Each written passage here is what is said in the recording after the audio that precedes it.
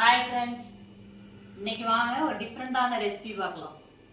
இன்னைக்கு என்ன செய்ய போறோம்னா, ரோட்டு சைடு போடுவாங்களா காளான், அதுதான் செய்ய போறோம். அதுக்கு ஃபர்ஸ்ட் முட்டைக்கோஸ் கட் பண்ணி வச்சிருக்கிறேன் நான். இப்போ வாங்க எப்படி செய்யறதுன்னு பார்க்கலாம். முட்டைக்கோஸ் நல்லா பொடியா கட் பண்ணிட்டு கழுவி எடுத்தாச்சு. நம்ம இதை போட்டுக்கலாம்.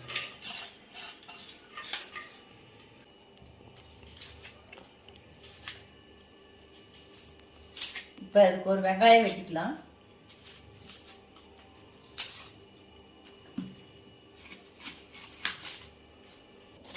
நல்லா பொடிசாக கட் பண்ணிக்கங்க.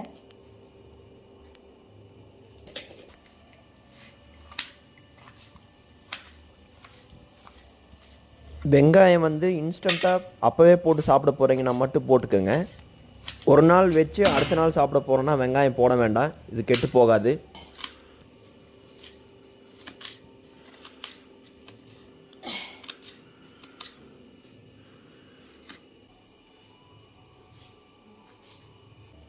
இந்த வெங்காயத்தையும் இதுக்குள்ளே போட்டுக்கலாம்.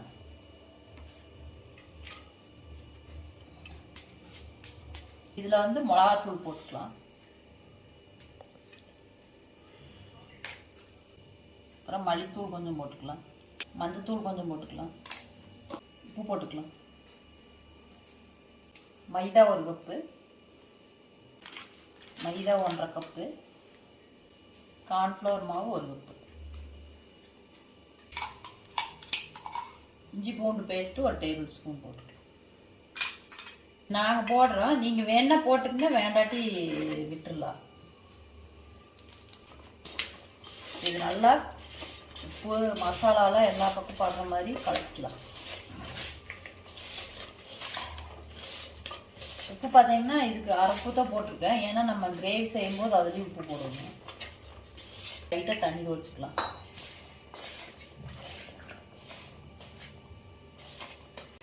இப்போ மாவு ரெடி ஆயிடுச்சு.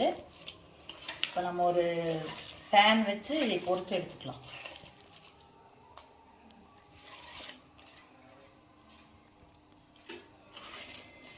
வச்சு எண்ணெய் ஊற்றியாச்சு, எண்ணெய் காயிட்டு. எண்ணெய் நல்லா சூடாயிடுச்சு, பக்கோடா மாதிரி போட்டு எடுத்துக்கலாம்.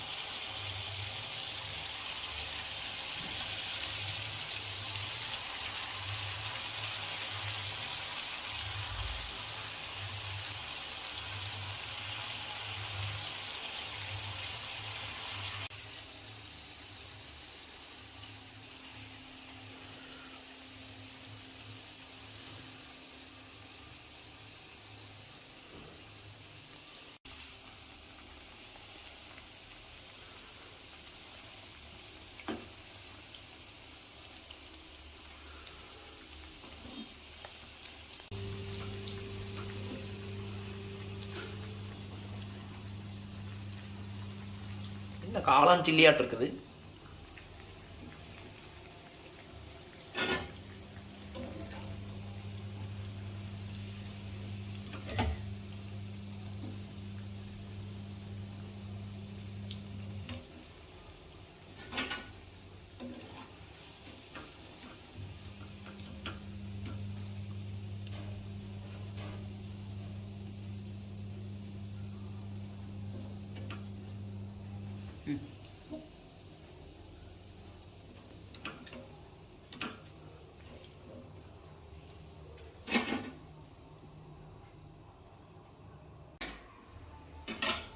இப்போ பக்கோடா போட்டு முடிச்சாச்சு. எண்ணெய் எடுத்து ஓரமாக வச்சுக்கலாம்.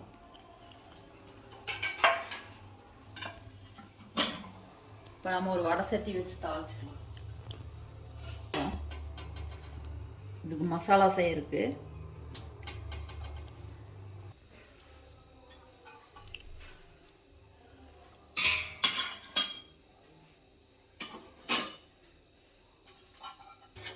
இப்போ வெங்காயம் போட்டுக்கலாம்.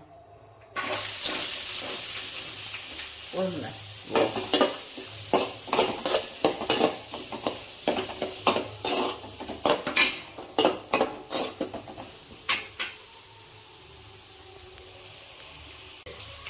இப்போ கருவேப்பிலை போட்டுக்கலாம்.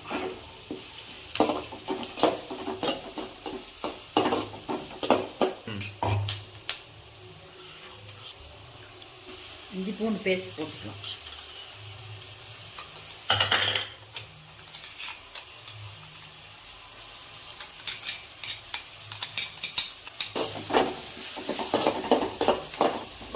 மஞ்சள் பொடி கொஞ்சம் போட்டுக்கலாம். வெறும் மிளகா பொடி ஒரு 1/4 டீஸ்பூன் போட்டுக்கலாம். பெப்பர் ஒரு 1/4 டீஸ்பூன் போட்டுக்கலாம். கரம் மசாலா 1/2 டீஸ்பூன் போட்டுக்கலாம்.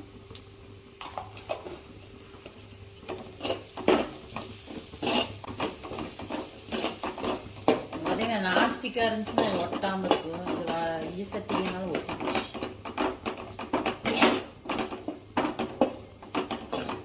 இப்போ 1 டேபிள் ஸ்பூன் சோயா சாஸ் ஊற்றிக்கலாம்.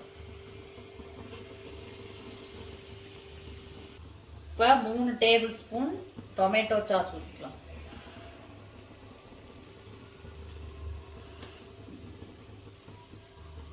ஐயோ,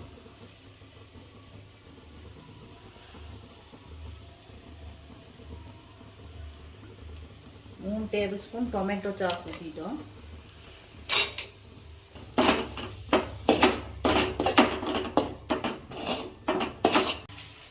இப்போ கார்ன்ஃப்ளவர் மாவு போட்டு கலக்கலாம். எவ்வளோ போடணும்? பெரிய டேபிள் ஸ்பூனில் 2 டேபிள் ஸ்பூன் போட்டுக்கிறேன். இது கட்டி இல்லாமல் நல்லா கரைச்சிக்கலாம்.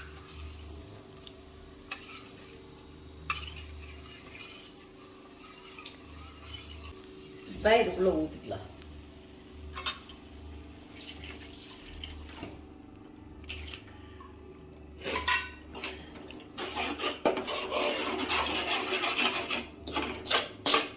இப்போ தண்ணி ஊற்றிக்கலாம்.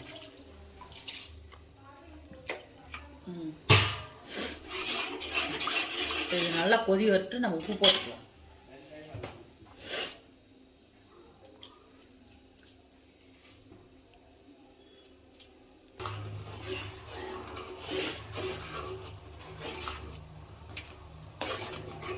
பார்த்தீங்கன்னா இந்த இதுக்கு வந்துருச்சு பக்குவத்துக்கு. நம்ம இதில் வந்து அந்த பக்கோடாவை போட்டுக்கலாம், பொரிச்சு வச்சதை.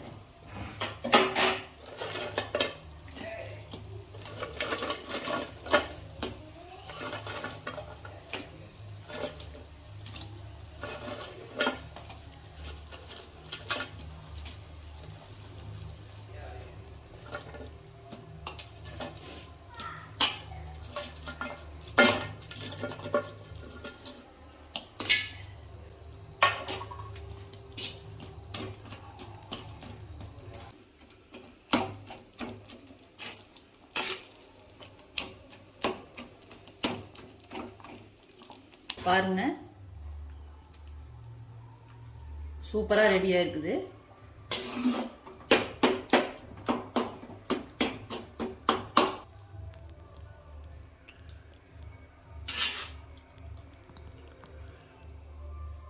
போதுமா? ஓ, இப்போ நம்ம இதுக்கு மேல வெங்காயம் போட்டுக்கலாம். இப்போ ரோட்டு கடை காளான் பாருங்க ரெடி ஆயிடுச்சு. எங்க பையன் சாப்பிட்டுட்டு உங்களுக்கு சொல்லுவா எப்படி இருக்குன்னு.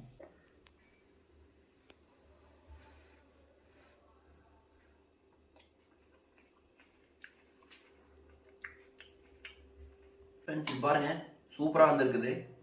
நீங்களும் செஞ்சு பாருங்க, நல்லா இருக்குது. கடையில் செய்யற மாதிரியே இருக்குது. காளான் ரெசிபி சூப்பரா வந்திருக்குது. நீங்களும் செஞ்சு பாருங்க ஃப்ரெண்ட்ஸ். நாளைக்கு வேற ஒரு வீடியோவில் சந்திக்கலாம். மறக்காம எங்க சேனலை சப்ஸ்கிரைப் பண்ணுங்க. ஆன்ல இருக்கிற பெல் பட்டன் அமுக்குங்க. நாளைக்கு வேற ஒரு வீடியோ சந்திக்கலாம். Bye friends.